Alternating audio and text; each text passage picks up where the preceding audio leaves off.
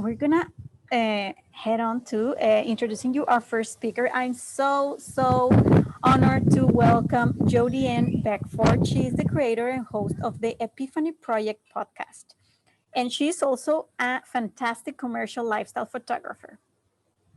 And she's also the founder of Noire Girl Plant, a platform that intends to build community through educating people on the importance of nurturing plants for personal healing. She also builds community through her plant repotting workshops, group hikes, and affirmations that set the tone for positive self-talk, which helps strengthening our mental health. Welcome, Jodianne. I was muted. Hi, everyone. Thank you so much for having me here. I'm so excited. And the breakout sessions were amazing. Okay. Oh, just go ahead. Okay, thank you. Yes, go ahead. Hi, everyone. Again, my name is Jodianne Beckford. And as Mar graciously said, I am the founder of Noire Girls Plant.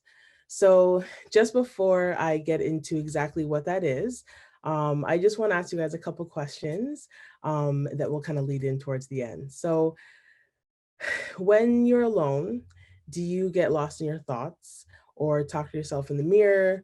We all do it. I do it all the time, but it's how you do it. And are those thoughts positive or negative? So I've dealt with depression and anxiety my whole life, as long as I can remember, since I probably want to say as young as probably 10, which sounds insane because like you don't have a name for it at that age. You just know you feel it's like this heaviness. And I've always felt that heaviness and that like something just kind of was weighing me down. So it gets better though. About a year ago, what seemed kind of I was in my one of my darkest places, and I just needed something to feel better. I needed something to kind of feel again. I kind of just lost a lot, like that little bit of that joy that I kind of I've had, because I've always tried to joke around with my friends and be funny and things like that, but I was kind of losing that. So my mom, I always say she was like the original plant queen. I always had plants growing up. She loved plants, and whenever I'd see my mom with her plants, she'd always have like this like sparkle about her, like this extra little bit of I guess a glow. And I missed that. I missed like seeing that with my mom. And I'm like, I want to experience that for myself. So last summer I started helping my mom redo our outdoor garden. And at first I didn't want to do it. I was like, oh, I don't want to. But I was like, you know what? I need to just do something. I need to be active. I need to try to find something to make me feel better. So I started helping her, and I didn't connect it right away, but I found that I felt better, and I started to feel even that like little sparkle my mom had. And I didn't equate it to the plants right away. I thought it was just being outside in nature because nature's amazing. But then I was like, okay, I wanted to kind of almost test a theory. So I brought the plants inside. I went to a nursery, bought my first plant. I wanted something easy because I didn't, again, know much about plants in the beginning. So I got a snake plant. I named him Tyrone. Not sure why, but that was just the name that came to me. And I just started nurturing him, and I would talk to him. I would say positive things to him. And if you don't know snake plants, they're very slow growers. So I almost wondered if I picked the wrong plant, because I was like, hey, I'm not seeing a lot of growth here. But that in itself taught me so much about patience, and it taught me not to rush the process. So I went from having that one snake plant and just speaking life into him. And every time I would speak life into him, I would use that time to kind of get back to me and speak life into myself. So I went from having that one to now, you can see some of them here. I have about 70 plus plants in my bedroom and about 50 downstairs in the living room. So my plant journey has definitely expanded and grown tremendously. Um, and that whole experience kind of planted a seed for creating Noir Girls Plant. It's a community that cultivates a space where we use plants for our mental health and healing journey. So when I started again, it was a very shameless, very selfish project. I just wanted it to again feel better for my own personal healing and my mental health. But when I created the Instagram, that was the first thing that I did, and I just wanted to like share pictures and like of just plants that I have and that I love. And I didn't know that there was a community of plant people out there. wanted something to, just to share, because I'm a photographer, as Mar mentioned. So I'm very, aesthetics are everything for me. So I love beautiful things and how cute they look and things like that. So after creating the Instagram, I started meeting other people that also coincidentally, but probably not so much coincidentally, that were using plants for their mental health, or just sharing their love for plants and their journey with plants. And I was so happy to even like to find that community because I didn't think it existed. So organically, after creating that, I started doing events, connecting with other people that, again, were going through the same thing with using plants as an analogy to heal themselves. Because I always find like now, whenever I'm outside with nature, I feel good. Like there's always that feeling innately that you feel naturally and you just feel happy, no matter, I don't care how sad you are or whatever it is. If you go outside and you even just sit by a tree, like you feel like a sudden peace kind of come over you. And I feel like it's very awesome. I love that. And even how nature connects and they speak to one another, because if you really listen to nature, like they talk to us all the time. If it's the leaves blowing, the crinkling of like, animals running over the sticks, anything, like nature always talks. And if you listen, it's a really beautiful experience. So I started again doing events where we went on hikes because I loved being outside. I started selling products, wellness products, where I have a custom soil mix that we do. And then I also do repotting events where we come together and we repot a plant and also have affirmations along with repotting. So just in that itself, even with the repotting events and connecting with the soil and just being surrounded by people again, because in a time like COVID, we're not really able to have that human connection, which again, innately, we need that. Like humans need connection, whether it's through with people or with nature, and it's a very natural thing to have. So yeah, so that's just been really special and amazing, and the community has been something that's so dear to my heart, and again happened so organically. I didn't go into it wanting to have a business for with it. I didn't go into it trying to create a community. I just wanted something to feel better, and it just happened to do that. And again, it started from a dark place, and plants just kind of helped me get out of it a little bit. It hasn't fully healed me. I know like plants are not 100% going to just magically make me feel better, but if they make me feel just a little bit better, that's amazing. Like I always recommend that. And we can use our love for plants to promote positive mental health into anyone's journey, in our journey, and everyone. So whenever I'm feeling those negative thoughts, and they're trying to, make roots and trying to like stay there, I go to my plants. Whether I'm cleaning their leaves or watering them or checking their soil, I try to do check-in questions with myself. So if I'm like, oh, Tyrone, your leaf feels kind of dusty today, let's clean it off. Then I'm like, but you're growing, you're doing so well. Then I'll look in the mirror and try to just say those things to myself, like, Jodianne, you're growing, you're doing well, be patient. Excellence takes time because you're excellent. And just those little words, those positive affirmations, it does so much. And I recommend that. Just so when you check in with your plants, check in with yourself. And whatever you say to your plants, say to yourself. And if you don't have a plant, check us out at Noire Girls Plant. Hey, everybody, how about we get, a little applause. There we go. And so I wanted a couple of questions for you, Jodianne. Yes. So first of all, can you tell us your orchid story? Oh, yes. So my orchid story. So last year, again, I was very new to plants and didn't know much about it. And I got an orchid from this event, and I even forgot what color it was. So my orchid died, quote, so I thought. I was really upset about it, and I just wanted to throw it away. I was like, Mom, it's gone. She's like, no. And I'm like, it's Mom, it's done. And she's like, Jodianne, it's not done. I promise you, just leave it on. Just cut off this little part at the bottom and just leave it, keep watering it like you need to, but it's fine. I was like, you know what? Fine. At that point, I was just frustrated and over it. And I was like, whatever, you keep it then. Like, just whatever, you have it. Coming to this summer, a little bud started coming back. And I was like, oh, I was like, Mom, it came back. And she's like, I told you just have to be patient.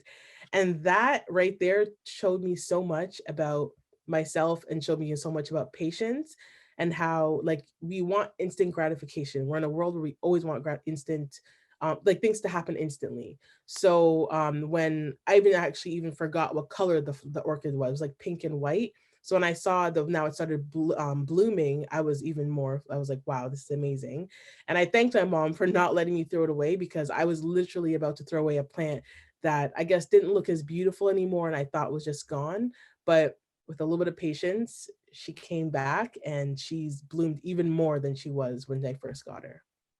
Beautiful. Two more quick questions. One is from the audience. One is from Okay. me. So are all your plants behind you different? They're all very, very different. How long did it take So you I to have build that collection there? A year, actually, almost full circle. So I started last July, and I actually just recently counted, and I have about 79 now. So I have slightly turn this. I have a whole shelf up there.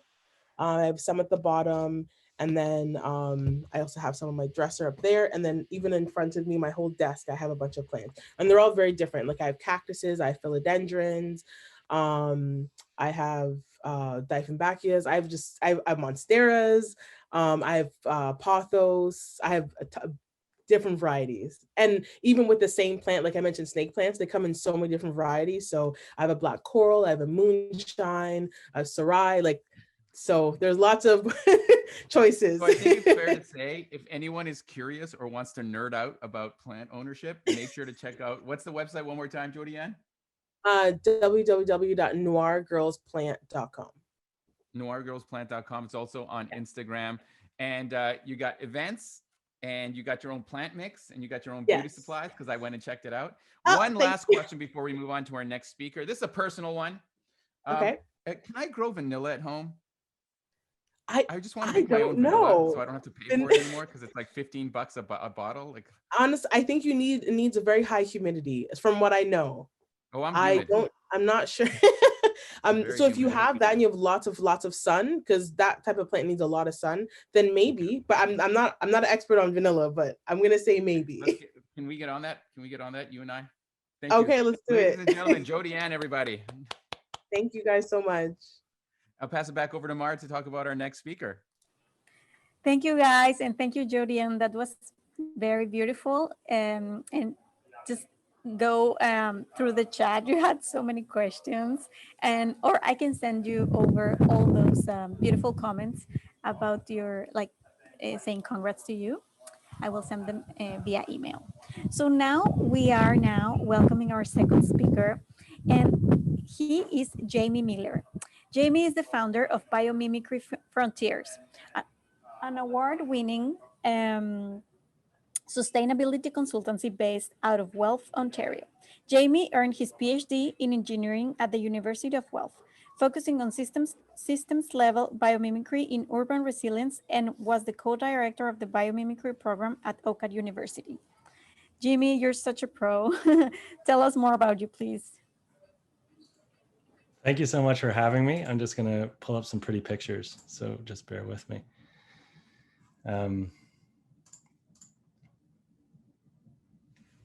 All right, can everyone see that? Yes. Yes. Awesome. I mean, I can start with this little quick story, but if you look at it, when you're looking at a canopy from above, you can see that there's little lines in between some of the treetops. If you've ever read The Hidden Life of Trees, he talks about this, that trees have partnerships or friendships where they will not interfere with the canopy, and that allows them to maximize their growth and their resiliency. But that wasn't what I was going to talk about today, just a cool little image. The thing that I'm really passionate about is how we've built ourselves outside of nature. I'm curious, and that's what I spend my research looking at, is why did we do this and what benefit? And a big part of why we're so separate from nature is this desire for predictability and control. Living under this assumption that we can control nature, but as we're seeing with our separation, there are so many negative drawbacks, not only physiologically, but we're seeing with climate change, the degradation of our ecosystems is having a big impact on how well having a big impact on how our climate's being quite chaotic. So biophilia, which is what we're talking about today, is a way of recognizing the value of nature beyond just as a consumptive resource, as a bunch of lumber, for example, or resources that we can use to maintain that separation. You know, if you look at it, we put a lot of energy into keeping us separate from nature. Think of manicured lawns and how much energy you put into keeping those dandelions at bay. Nature wants to come into the city. Nature wants to come into our lives. And biophilia is a way of recognizing that nature has value beyond just that lumber, that there's quantitative research, there's actual numbers that show increases in health and well-being and concentration. I know there's an office in Japan that has stochastic or random breezes come through their HVAC system to simulate a breeze in a forest. And they've proven through that their productivity has increased in that office building. So there's so much more to nature, so much more value that we have not yet monitored or quantified, these intangible values. You know, think of the healthcare and as we were just talking about, how much plants and life supports our own life and supports our own mental health. Something we're doing in our company, though, is taking not only applying biophilic design, we're putting this into buildings and infrastructure, we're also looking at the other intangible qualities of nature. So if you think of it, a lot of us are now focused on carbon sequestration, or engineers focus on stormwater retention, or we're looking at how to create more rain dissipating events, or there's all of these things that we're now trying to engineer ourselves, stormwater management ponds that are huge, costly infrastructure projects. And if you look at it, nature does this all so beautifully, so elegantly, and for free.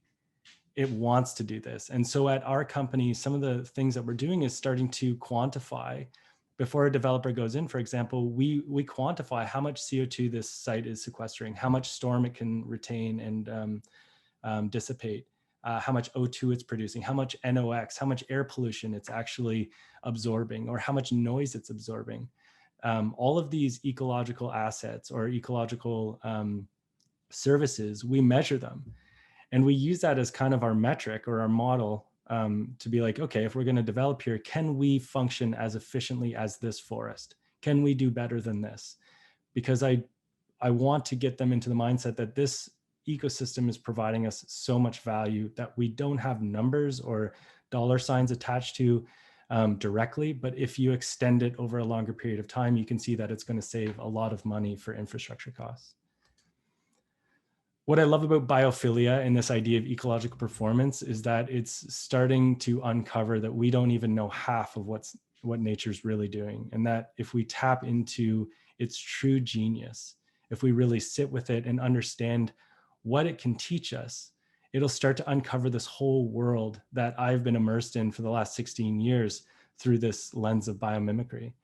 So recognizing, for example, that trees are connecting underground through their mycelium, and that they're sharing information and resources between trees. I even heard a study of, they introduced a pest at one side of a forest and a kilometer on the other side. Within 3 days, those trees were starting to make adaptations to that pest because the trees underground were communicating that an invasive species has come into play, and to try and support the life of the forest, it was sending information to those other trees. So it's kind of challenging our paradigm of nature being about survival of the fittest. It's much more cooperative than we ever knew. Another interesting fact is that if you leave a forest, it'll naturally strive for highest diversity. So recognizing that diversity is the key to resiliency. And I love that in the wake of the conversation of racism and what's happening currently, recognizing that diversity is the strength of an ecosystem. Another interesting story is that an intact canopy, if you can see, this is a moss wall behind me, but it looks like a canopy of a forest. And if you notice the canopy, there isn't one tree that's 500 feet above the rest of them, which kind of is how our economic model is based on, how capitalism is based on, is this eternal growth. But a forest inherently understands that when it's intact, it's harder for storms or environmental pressures to come in and disrupt the undergrowth. So it teaches us that, this cooperation, this competitive cooperation, and keeping things intact and balanced and seeking equilibrium is true resilience.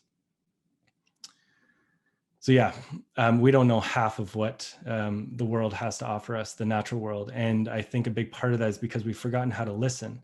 By building ourselves outside of nature, we've forgotten how to connect with it and how to speak to it and speak with it. And one of my colleagues says, nature doesn't speak English, and yet it may hold all the secrets for how to thrive on this planet. So at Biomimicry Frontiers, we use biomimicry, which is a way of viewing the world that invites you to tap into nature's genius. It harnesses design secrets for how to learn, think, and behave and create in a way that's in harmony with nature. By definition, it's innovation inspired by nature. It's Velcro that was inspired by burrs. It's wind turbine blades that copied humpback whale fins to make more efficient wind turbine blades. And ultimately, it's about recognizing that for billions of years, nature has been refining efficient, sustainable, and beautiful solutions to some of our biggest challenges. So thanks very much for that. All right, Mr. Miller. Well done. How about some applause for Mr. Miller? Jamie. Jamie, okay, you touched upon just at the end there, the biomimicry. I was wondering if you could tell us a little bit about some like specific examples of biomimicry that you've done, like either in an office space or like with a client. Yeah, thank you. One of my favorite projects, we're designing a house in India, and to help with the passive cooling, we looked at some of the genius in the space. So we looked at barrel cacti, we looked at elephants, we looked at termite mounds, and we designed a facade, a wall that copied the skin of elephants, because elephant skin has these massive cracks that you saw in that last picture, and moisture gets trapped in those cracks. And so as it goes out into the hot sun, it doesn't evaporate all at once. It just doesn't pull all the water. It evaporates over a longer period of time. So it pulls and cools that animal over a longer period of time. So we copied that same mechanism and designed a wall that passively cools the house. Amazing. And can I ask why, can I ask why India? Yeah, like, that's question. cool. Have you done anything Toronto as well? I mean, that's cool. Like what caused that? Was that where the research was? A little bit more of that backstory. Sure. I've partnered with a few architect firms, and India is because the client wanted it. He wanted specifically a biomimetic house. Nice. And you don't get many of those clients out there because nobody knows what biomimicry is. And so we're just really fortunate. That's why we're in India. That's so cool. And then I had a question about, can you talk about your Velcro? What is natural Velcro? Yeah. So if you don't know, Velcro was inspired by those burrs that stick to your pants when you're hiking through the forest. A Swiss engineer in the 40s finally got fed up with burrs sticking in his dog's fur. And he took it under a microscope and saw that hooking mechanism. They're called barbules. And he just literally copied that form. And so that's the very basic way of doing biomimicry, is copying shapes in nature. But if you want to do true biomimicry, you've got to copy the processes and the systems that are involved, because Velcro is made with petrochemicals. So nature doesn't use oil to make plastics. It uses benign chemistry, benign manufacturing. Everything's at water-based chemistry, and all at body temperature and pressure. Think of spider silk, which is one of the strongest materials in terms of strength to weight. And it's made it in the belly of a spider, and the spider will actually eat it afterwards. I eat it as well. It's delicious. Yeah. Fabulous stuff. It's really good. That spider silk. Yeah. That a little bit delicious. All right. Last question before we move on to our last speaker, because this came in and I thought this was interesting. I think I'm just going to summarize it a little bit. Can you do what are some simple, and I had it written down, how can we have some biomimicry in, let's say we live in a small condo or in a basement suite, or simple things like that. Someone wrote down can we do it something as simple as paint a wall green? But what are some examples of simple biomimicry we can use? I mean, biomimicry is a lens. So the first thing is to learn how to see the world in that way, because it'll transform your relationship with your space. So one of the projects we do in our course is look at a wall and start to explore, what is a wall in nature? And a wall in nature could be your skin. And what's different between the wall in front of me and the wall in nature is that one can expand, it sweats, it grows hair, it sheds, it responds to its environment. And you can start to create your own models for how build a wall that's shedding or expanding. It's a bit creative thinking. So that's the biggest thing, is like adopting the lens of biomimicry. But having said that, there are technologies. There's paints that self-clean, that copy lotus leaf.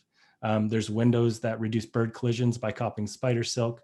I've got a little impeller back there that pumps water and turns water that is in the shape of a seashell. There are technologies out there that you could apply, but the thing that you can take away right now for free is that you can adopt a lens and transform the way that you look at everything. Awesome. And if you want to get more of these ideas or find out more, Jamie, one more time, the website, please. Well, my website's biomimicryfrontiers.com, but I will say a quick plug is that we have an online course to teach you this lens and the methods of biomimicry at biomimicrycommons.com. But you can check out biomimicryfrontiers.com. Cool. Thank you very much, ladies and gentlemen. Jamie Miller. Thanks very much. And Mara, I'll pass it over for our last speaker of the day. Thank you, Jamie. Yes, thank you, Jamie. That was very inspiring. Every single word that came out of your mouth was like, I want to write this down, like a quote. It was so beautiful. Thank you so much. Okay, so it's now time to introduce you to our last speaker. And I would like to introduce you to Patricia Dsouza. She is an experienced risk management professional in the field of internal audit, but she is also very fond of gardening, yoga, and mindfulness. She is also a trained Bharatanatyam dancer, one of the classical dances of India. Welcome, Tina. We're so happy to have you here. Thank you. So let me share a little something that I had prepared just to guide me on my talk. I hope I can share. I don't know how you do this. How do you share the screen? So if you are seeing your Zoom in the bottom, there should be a button that says share screen. It should be next to the chat. Okay. Just let me know if you can see my screen. Not yet.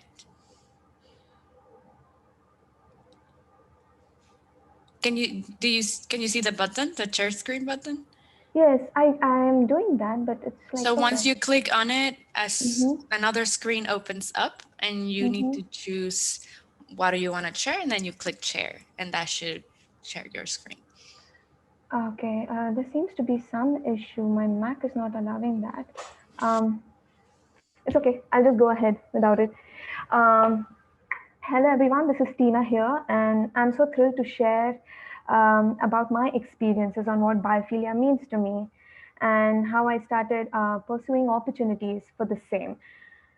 So, what does biophilia mean to me? Along with bringing the nature indoors and staying in close communion with it, biophilia also means to me extending care and concern to the environment.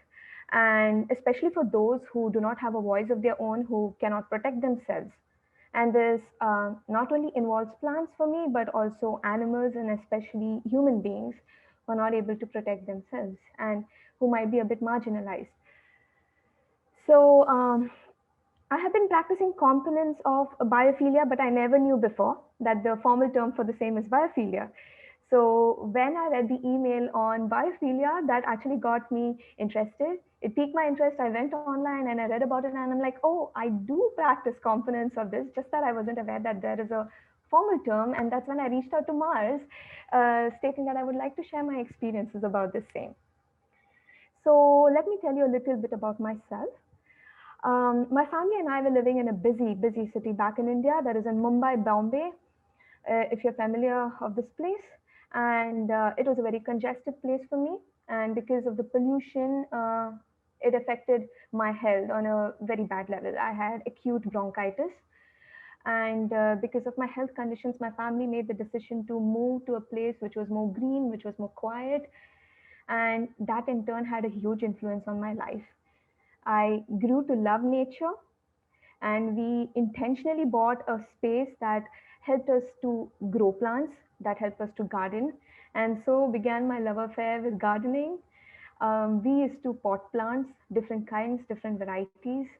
And I, from a very small age, learned how to do some gardening. And I could actually connect with Jodianne when she said that um, she learned from her mother, she watched her mother, and that in turn influenced her to take up gardening for her own well being. And fast forward my life then to Toronto 2 years back in a cramped 1 BHK condo. So, from a free living space to this kind of a space, it was very, very difficult for me. I still remember telling my husband that we need to get bigger spaces, but because of the rental prices in the city, we could not afford one yet. And then we began to get innovative. We had a balcony space. However, we had to take specific permission from the condo management to do anything in the balcony. So we went, we got permission from the condo management, and we started our little own green spot over there. And that in turn made me very positive. Um, at the end of a very hectic day at work, I always used to sit out over there, sip a cup of tea, and just relax. And my entire evening is to go so good. It transformed me on a personal level. And I cannot tell you all those positive effects that a space filled with greenery can have on you. It brings out your nurturing self, your positive side. And because of these positive influences, I started exploring certain other avenues. I knew that I wasn't just happy with my 9 to 5 job and just paying my bills and going about with my own life. There was always this um, tug at my heart that I wanted to do more. So I looked out for opportunities to do some community service that brought me in close contact with animals and with people who needed help at different levels. So I took up a few of the causes that were close to my heart. One thing is mentoring and guidance. Currently, I'm mentoring graduates from colleges. So my company has a tie-up with NGO that actually facilitates this mentoring sessions. So I guide youngsters and fresh graduates out of college, and I help them make informed career choices, career paths. I mentor them on interview skills and soft skills. Apart from that, I also volunteer at another place that is actually dedicated towards faith formation and actually helping out the elderly. So we speak to them and we ensure that we are in close contact with them. We curate programs for them. And especially in pandemic, I saw a surge of the requirement of such programs so that we could allay anxiety and stress. Apart from that, I was closely involved in also co-founding 2 clubs back in my company, primarily with the sole objective of upskilling and teaching communication skills to some of my colleagues and peers so that we could perform well at our job. So now comes the question of how do we practice biophilia in our life? I know most of us live in spaces like apartments and condos. And so, how do we do that? Because this was one of the questions that used to bother me at times. From coming from an open space, living in a big, huge garden, thanks to my parents, and then coming to a condo space, I had to be creative. So, I wanted to share a few of the tips that perhaps you too could use in your home. So identify spaces in your condo, identify spaces in your apartment. It could be in your bathroom, on top of the toilet seat. It could be on your kitchen counter. It could be on your dressing table. It could be in all those nooks and crannies of your places. Take up plants that could sustain with minimum maintenance. That's what I did. And transform your place. One such Instagram page that I came across, which I really want, I had put it together to just show it to you guys. Unfortunately, I'm not able to share my presentation. I could flip it over to Mars later. So there's this lady who's based in Toronto. She has combined her passion of home decor with biophilia. So she transformed the entire house, and her ideas are so creative and mind-blowing. I personally recommend you to check out her page. Her page is My Green Nest. You could check it out on Instagram and you could get inspiring ideas just as I did. Another thing that I would personally tell you is, which helped me a lot, is immerse in the experience of taking excursions. It could be go out on a long walk. You could have conservation areas, parks near your places. Make an intentional and a purposeful decision that at the end of the day, you are going to take some time out for yourself and get in, in communion with nature. I know we live in a counter space, there's not much to do, but you can do much if you just take up the decision of doing it. The other thing that I would entreat you is take up a cause that is close to your heart.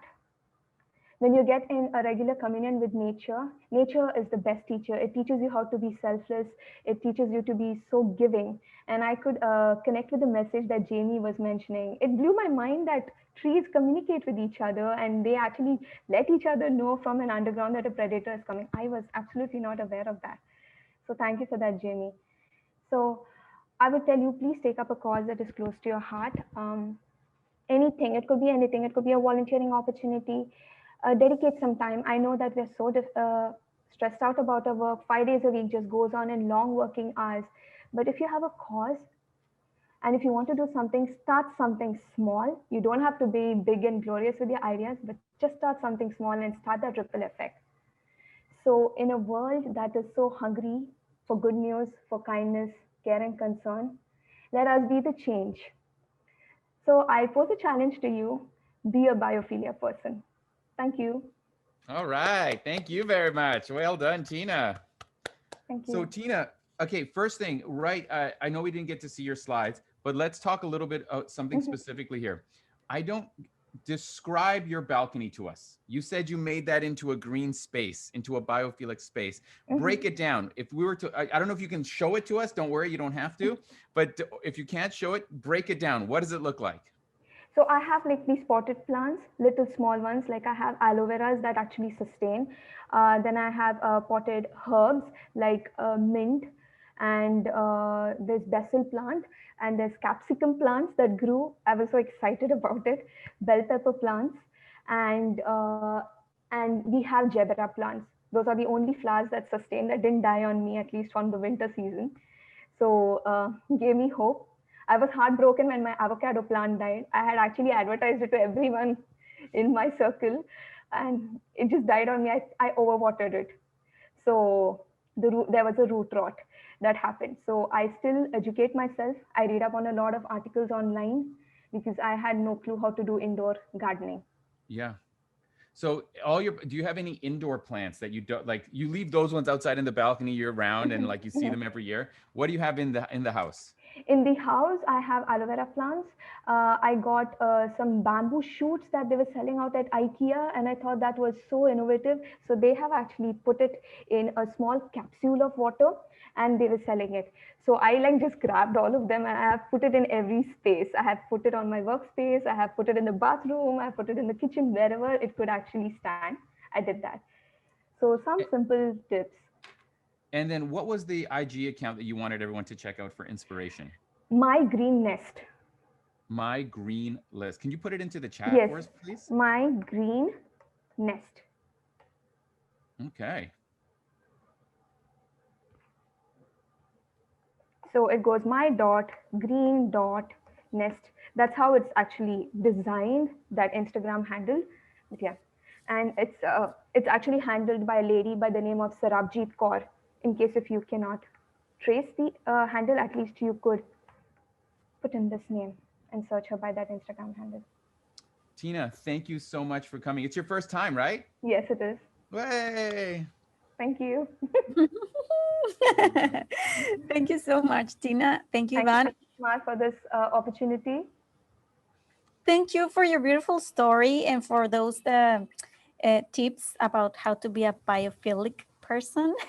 Just start small, like you say. And I think all of you, our three speakers, talked about a little bit of how nature gives us hope. And I think that's so beautiful, especially during these times. We all need some hope, right? So just bring some plants into our lives and get inspired by them. Just like Jamie said, we are very, very, we know so little. And I truly think that nature rocks this planet and we are just like a plug here. So we should keep on respecting nature.